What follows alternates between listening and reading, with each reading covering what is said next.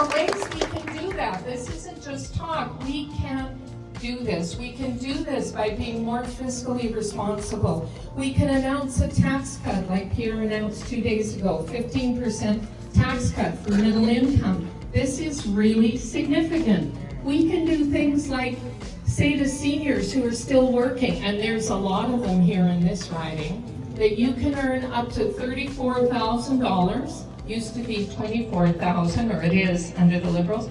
You can earn up to $34,000 tax-free as a senior. We have to help people get ahead, and these are the kinds of things we can do. We are determined to bring down your personal income taxes, your corporate income taxes, which leads me to the carbon tax and the little dog and pony show that Mark Carney did.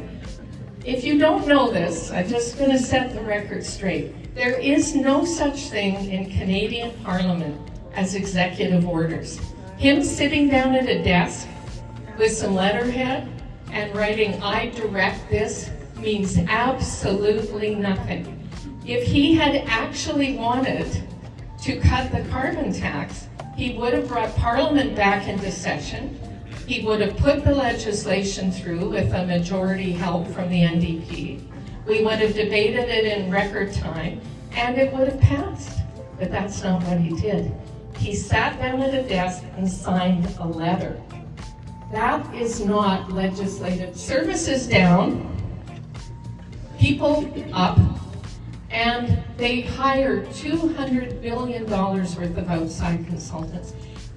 People should do their jobs. If you are hired at a high level in the federal government bureaucracy, if you're a deputy minister or an associate deputy minister, if you are at that level, you should be doing your job. You don't need to turn around and hire someone from the outside just to do your own work. So that's one thing we'll do. We're going to cut that out. Secondly, as far as the bureaucracy is concerned, we are going to say, hey people, you got to do your work. What is the work you're doing? What work and what is the outcome? What is the work product you delivered yesterday? We are going to expect accountability. Did you know, maybe you heard, that the Liberal government a few months ago bought a whole new building in downtown Ottawa. They bought it from Catherine McKenna's husband, nice little inside deal there, and moved 1,000 civil servants out of the Byward Market area, if you know Ottawa at all, into the new building because they didn't like the fact that when they came to work 2 days a week, they were hassled by people on the street. Have any of you been hassled by someone on the street when you were going to and from work? Probably most of us, right? I mean, that's a reason to buy a whole new building. And why aren't they working 5 days a week? Woo! Yes. Yeah. So we will demand that kind of accountability. We will also look at the numbers, and as people retire out and go, we will not replace them just because they were there. We will evaluate and review their work, who's needed, what the job is, and move forward from there. So another thing we're going to do, we have a terrible opioid crisis. I don't need to tell anyone in BC this. BC is the worst. But we have lost 50,000 Canadians of our fellow citizens to the drug crisis in the last 9 years. 50,000. It's incredible. That's 50,000 lives. That's 50,000 families who are left to mourn forever. One of our MPs just lost his son just 2 weeks ago. This is so sad and so tragic. So if there's anything we can do as a society, maybe it isn't give out free drugs that then get used by organized crime on the street. Maybe it is to build places of recovery and hope to bring our loved ones home drug-free. That's what we're doing. And where do you get the money for something like that? We're looking at the Alberta model, which has been very successful. Well, in the United States, they sued Big Pharma. The government took on Big Pharma.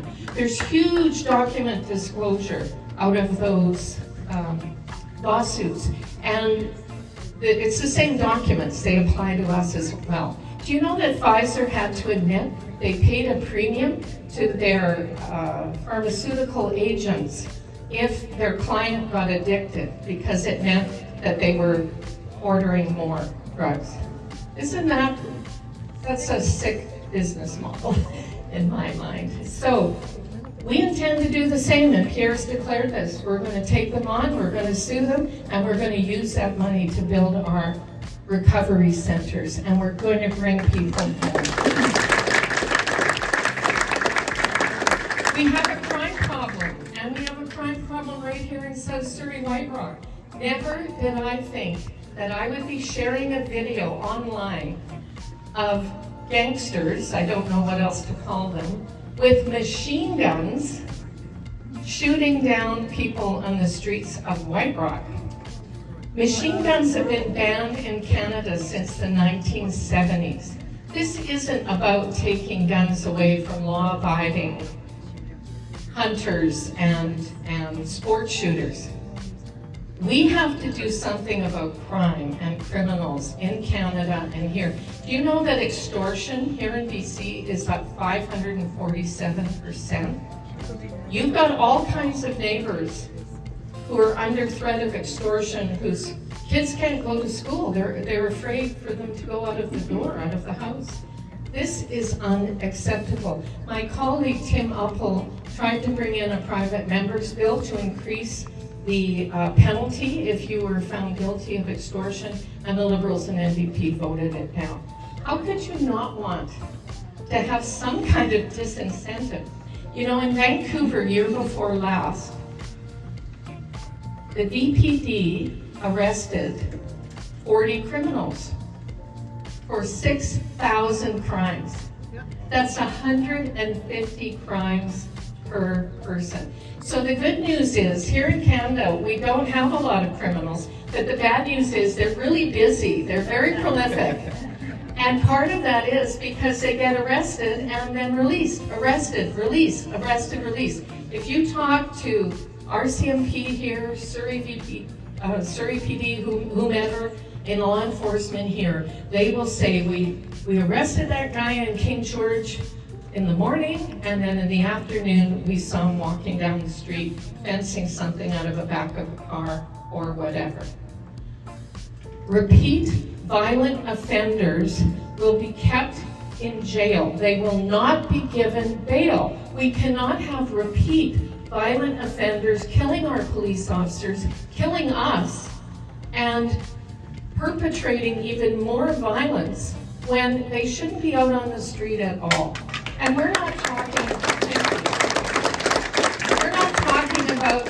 some kid who makes a big mistake and shoplifts or something. We're talking about doing something about very dangerous people. Another thing Pierre has pledged is that if you are found guilty of trafficking fentanyl is deadly.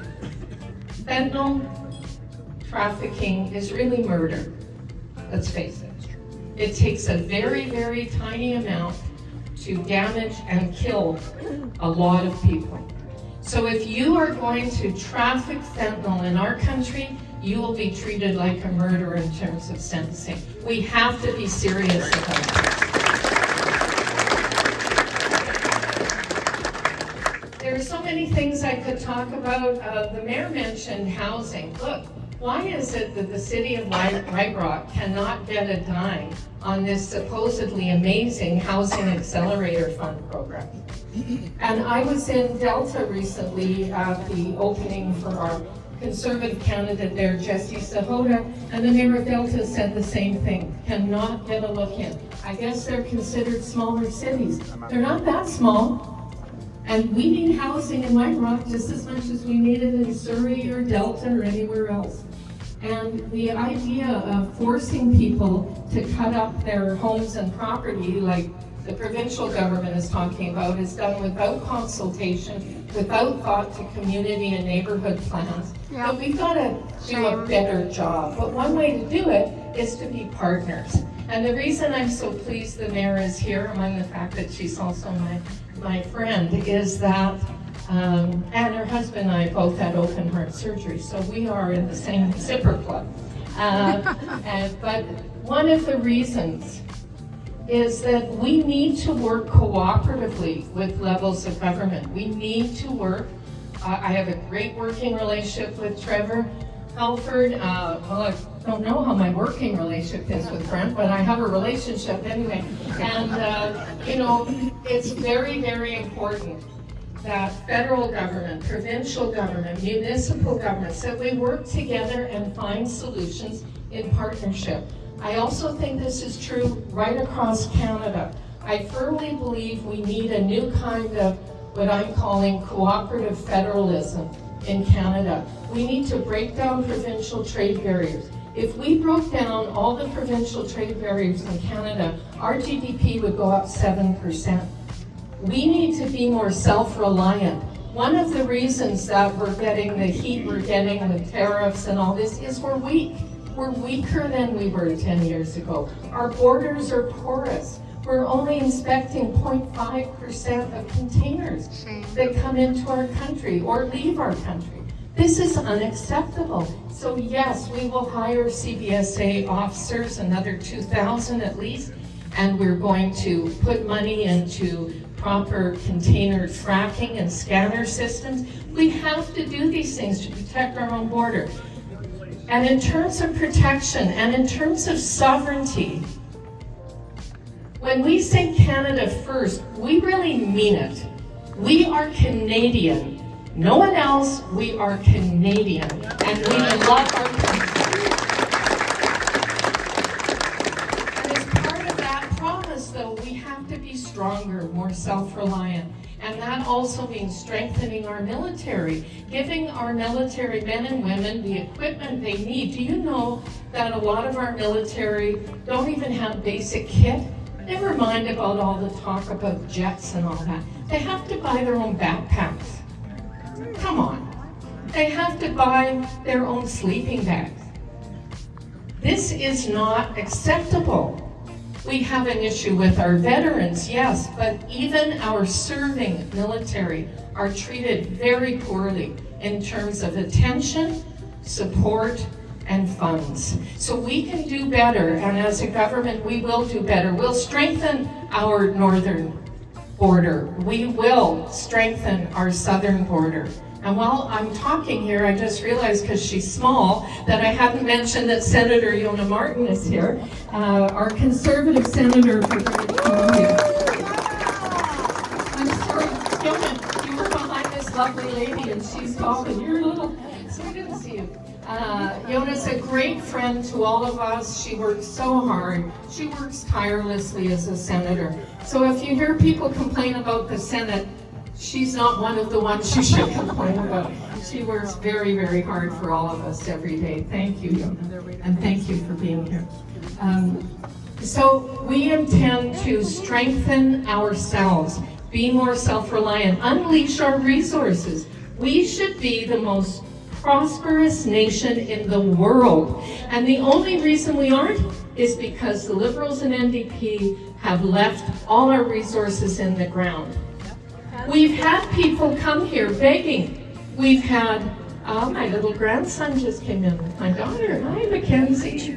Why is Gigi talking on this thing? Hi. He's 17 months.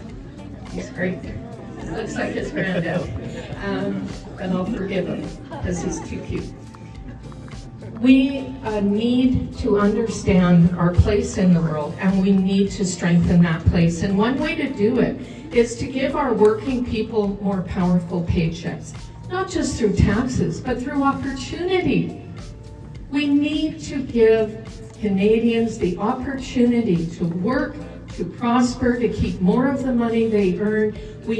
I honestly think there's been a war on work here in Canada in the last 9 years. It's like they just don't really care. And like, they're not ordinary people, so they don't understand ordinary people. Mark Carney is that kind of person in spades. Like, he has trouble talking to a regular person. So that's for him to sort out, that's for him to answer to. But I don't think we need a gazillionaire who's never held elected office, who's never stepped once into our parliament, because he's never been elected to anything. Hasn't been elected councillor, mayor, MLA, MPP, MP. Every position he's had, he's either been hired or appointed to. And I admit they're high-level appointments. But what is his intention? So when you hear people say, oh, he's an economist, so is he going to get us out of this? What is his intention as an economist? Read his book called Values that he wrote 5 years ago. It will scare you. You will never vote Liberal under his leadership if you look at what he says in that book. He believes in a new world order that he's at the top of, and he will tell you where to live, how to think, how many children you'll have, what kind of transportation you'll use, what is available to you. He will decide. Well, in my world, I believe in freedom, and I will fight for our freedom.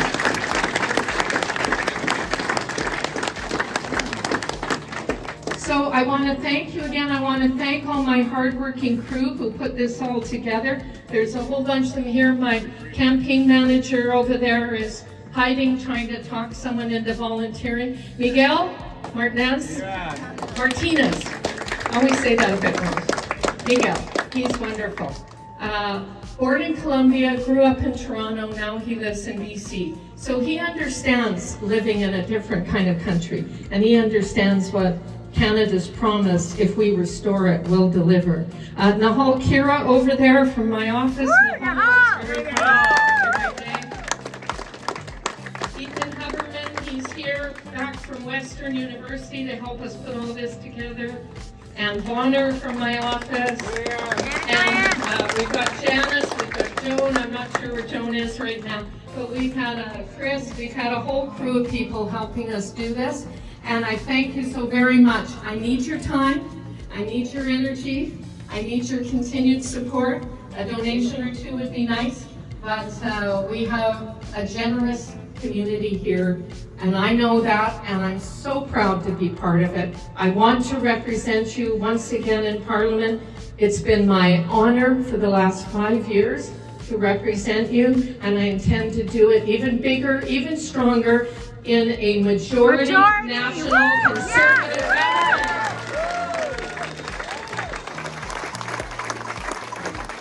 As they say in Ottawa, allons-y, let's go. Thank you. Thank you. Picture with me.